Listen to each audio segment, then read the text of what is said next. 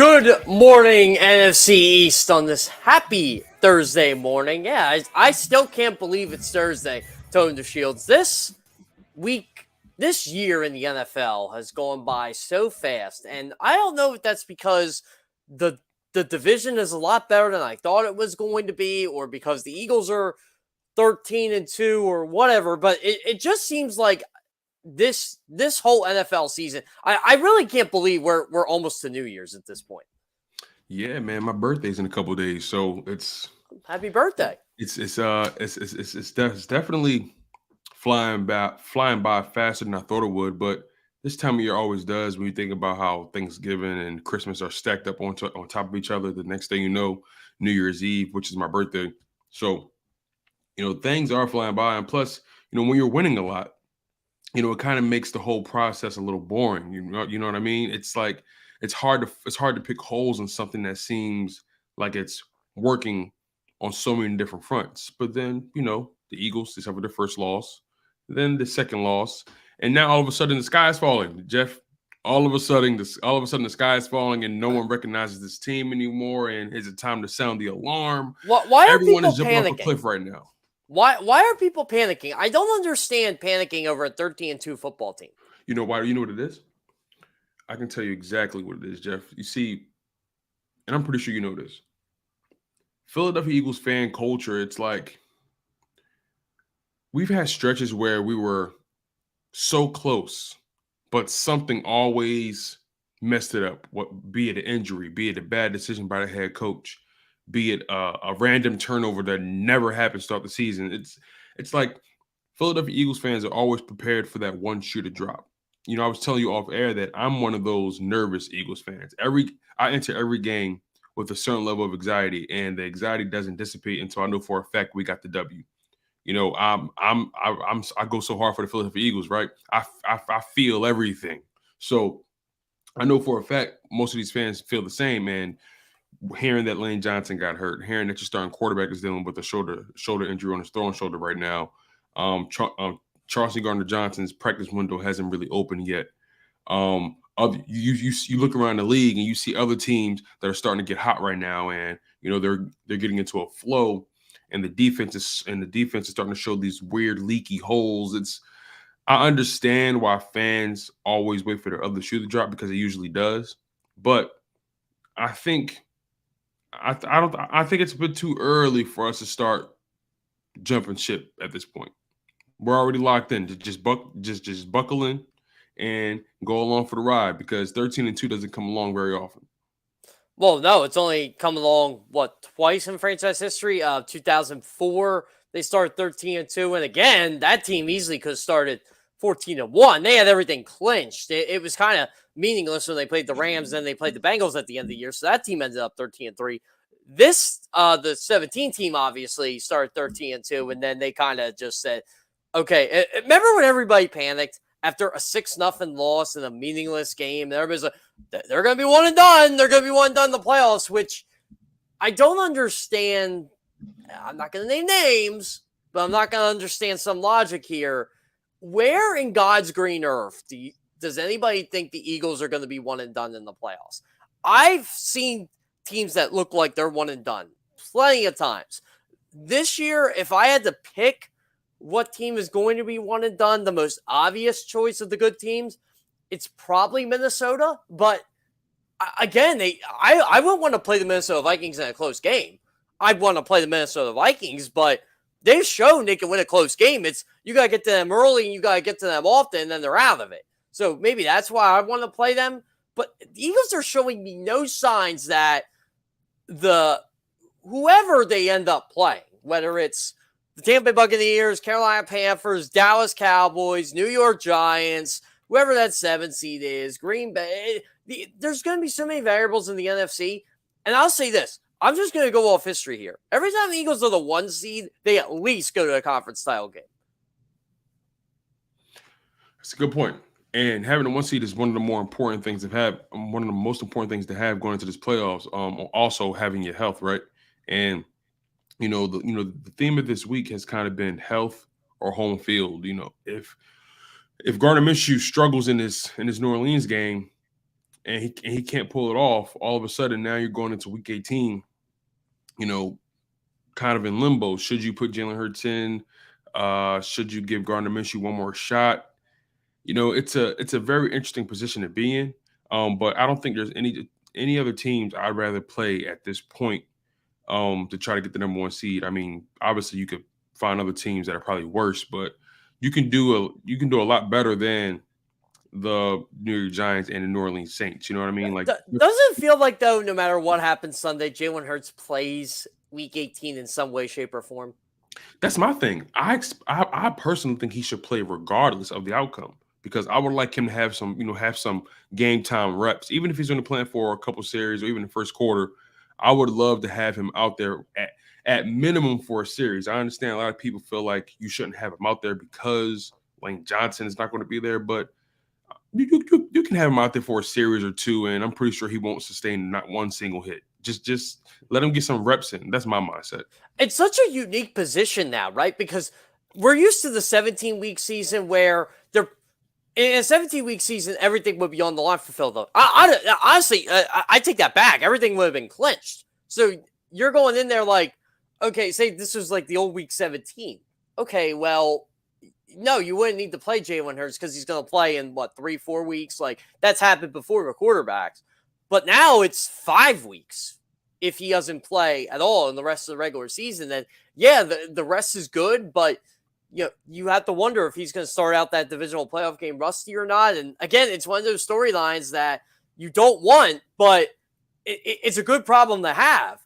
My thing is, I'm like you, Tone. Like, even if they clinch, I think the Eagles brass would be wise enough to get him out there, like you said, for a series or two or a quarter or a half, just to have the first team in there and say, hey, you know what? Injuries are part of the game. They happen. It's just a matter of when, unfortunately.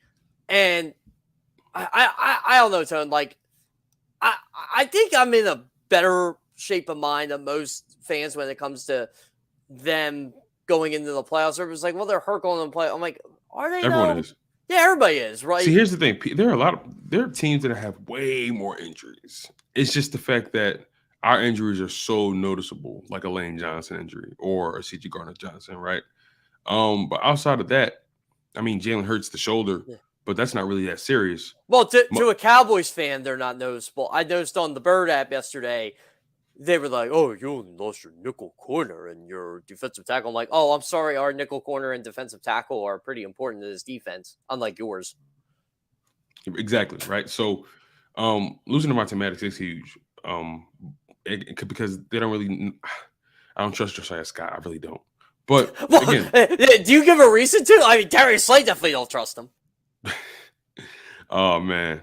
So it's just like this team is not the only team in the league dealing with significant injuries. Let's just put it that way, Jeff. No, yeah. I mean, look, the 49ers had tons of injuries in the year, and they're still kind of banged up, but they plugged through it, and they're on an 8-game winning streak now. By the way, Tone, did you happen to I know you haven't been on Twitter, but I feel like everybody good in the NFC rallied together this week with just one tweet. The 49ers have heard the same thing as the Eagles. They don't play anybody, play somebody good. Well, they have the best record in the NFL against playoff teams, 4-1, current playoff teams. The Eagles are second at 5-2, tied with the Chiefs. The Vikings are fourth at 4-2. So they all kind of rallied together this week and said, hold on. I thought we don't play anybody. Well, you had to play somebody if you got 12 wins, right? You would think. Yeah, no, I feel you on that. I hate that whole narrative anyway. You didn't play anybody. Because you know who does that narrative? The team that loses the bad teams. Yeah, that part. It's such a strange argument because to say you don't play anybody is just not factual. I don't care what anyone says. The way this NFL has been set up the past few years, anybody can get beat by anybody. I know they lost the game, but we saw Houston push the Chiefs to overtime. These players, the other teams get paid too. Yeah, they almost beat Dallas. They've been playing well the last 3 games for their standards and their talent level. But you're right. It's the NFL. Like, we've seen weird things happen every single week now. Like, let's be real. Like, every team can't be the Chiefs. Every team cannot be the Chiefs. Every team is not the Bills or the Eagles, or every team is not that. It's like people have this narrative where it's like, if you're not on that level, then you're nobody. And it's like, that's not the case at all. There are plenty of teams who are kind of like mid-tier who can catch any of those teams slipping if those other teams don't bring their A game. This is the NFL. The Chiefs lost to the Colts this year. That's what I'm saying. It happens. The Bills lost to the Jets. Like, the Bills went on that like midseason slump, and people are like, sky's falling. This team isn't really any good, and they haven't lost since. It's the good teams always find a way to win, and they find a way to win big. Like, I don't care. I saw, no disrespect to Elliott Shore-Parks here, but the Eagles are gonna beat the Saints by a lot. I'm like, I'm sorry, what playoff committee are they trying to impress here? This is the NFL. I don't care if they win by 1 or 50. Yeah. I don't understand like that logic in football. Oh, you only beat this team by this much. I'm like, no, this isn't college football here. You want to play that game? Go watch the bureaucrats over in college football, where the SEC rules the land and the Big Ten is second. And then you can argue over who beats who by how much. In the NFL, it's just win the game. I'm sure if the Tennessee Titans beat the Dallas Cowboys tonight, I don't think that's going to happen, by the way. Not a long shot. But if they were, I don't think Tennessee cares if they beat them by 1, if they beat them by 20. That's definitely not going to happen. By the way, I kind of want to get into that quick. Tennessee is making a wise decision resting people because this game means nothing to them. Yeah, Tennessee, they seem like a team that's kind of accepted their fate. They're kind of falling off a cliff a little bit. Tannehill. Everything's still in their grasp, though, week 18. All they got to do is win, beat the Jaguars week 18. They win the division. That's a good point. It's important to know your situation in the NFL. And these final 2 weeks are going to decide a lot for a lot of these teams. Obviously, there are some teams who are already eliminated, but there are still a handful of teams who are still in the mix if anything happens to fall their way. This is going to be a really interesting game tonight, too. I don't think the Cowboys lose. I think the Cowboys actually win pretty convincingly. But the Tennessee Titans, they're a team that's they make it ugly. They make it very ugly, and it's a Thursday night game. It's a short week. Dallas is coming off a really emotional win. Beating the Eagles on Christmas Eve. Their defense is looking porous. So you never know what may happen. But I still think the Cowboys win. They'll look good tonight because they're facing Malik Willis and probably not Derrick Henry, because even if he's battling like a minor injury, there's no reason to play Derrick Henry tonight at all. Yeah. I agree. They're resting 4 defensive starters. And by the way, Dallas, if they're wise, they'd win because they got to keep the pressure on Philadelphia, even though it's the longest of long shots. Like, if the Eagles win one of their last 2 games, it doesn't matter. But if you're Dallas, you still want to keep the pressure on them. Yeah. That's the thing, right? The Philadelphia Eagles are in a position that forces Dallas and Minnesota to try to keep pace as much as they can, because they still feel like they can get this number 1 seed. And they're all still in contention for it. Minnesota almost lost to the Giants. That's another point. Like, and it doesn't matter who you play. Anybody can get touched in this league. So it's going to be imperative for the Philadelphia Eagles to continue to keep the pressure on. They're coming off a loss. I think that typically they come back from losses with a win. They've shown that. Has it been pretty? Not necessarily. But they have a chance to bounce back against the Saints. And the Cowboys have the Titans. So that's a team that they got to pay attention to. Yeah, they do. And here's the thing, too, if you're Dallas. You have to, obviously you have to win no matter what, or you hand the Eagles the NFC East title. And the Eagles have backed into the division titles before. It's happened in their history. But also, you're Dallas. You want to have momentum going into the playoffs because do you really want to get Washington in the playoffs? Like, because that's who you play week 18. I don't think they wanted to do that. I personally think Dallas is going to win out and end up what? So they would be 13-4. That just shows you if the Eagles win the NFC East, how impressive that division was the entire season. Yeah, no longer the NFC least. And as of right now, all 4 teams are in the playoffs. Yeah, It's and it might end up very plausible. It might end up that way unless Carson Wentz pulls the Carson Wentz. By the way, he's the star in Washington now. I don't know if anybody saw that. Yeah, let's talk about that, Jeff. You know, as a matter of fact, let's do this. Let's take a break. Yeah, we got an hour, Tone. Yeah, exactly. We got an hour. Let's take a break. Hopefully, our girl Alexa Ross can come, but we're still not entirely sure about that. So, you guys, you're locked in on Good Morning NFC East with Jeff Kerr. I'm your guy, Tone DeShields II.